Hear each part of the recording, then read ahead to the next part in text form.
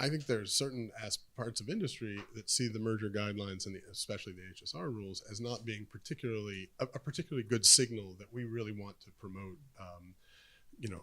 economic growth.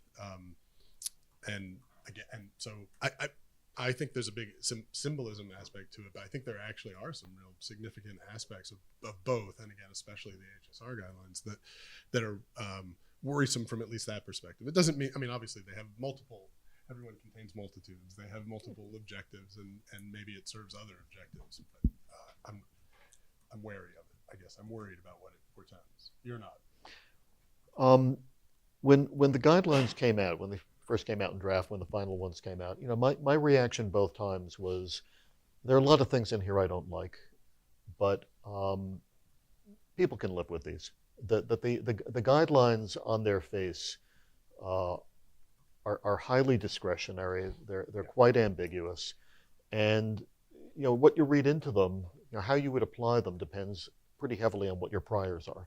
There's almost nothing algorithmic about them, and Except those HHI thresholds. well, the HHI thresholds, but I mean, again, the HHI thresholds are first, they're just a presumption, they're not binding, and second, they depend very heavily on market definition. And my reaction when they came out was the next Republican administration, not knowing what it would be at that time, but the next Republican administration can live with these. They would apply them very, very differently from the way that Jonathan Cantor and Lena Khan would apply them.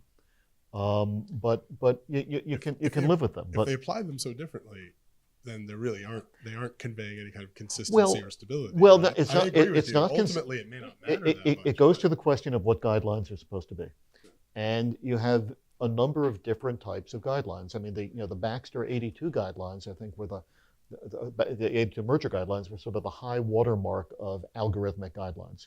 That if you had all the facts, you plug them in, you kind of crank the lever, you would get an outcome. There are an awful lot of guidelines that are more in the nature of, hey, here's some things to think about. And these guidelines work reasonably well. The 11 big bold letter principles work reasonably well in saying, hey, here are things to think about. They're the things that any of the private practitioners in this room would typically have been thinking about in any merger for a long time. Now, many of them you would just kind of dispense with in a twinkle of an eye, right? I mean, typically you weren't going to worry very much about verticals other than for the last few years.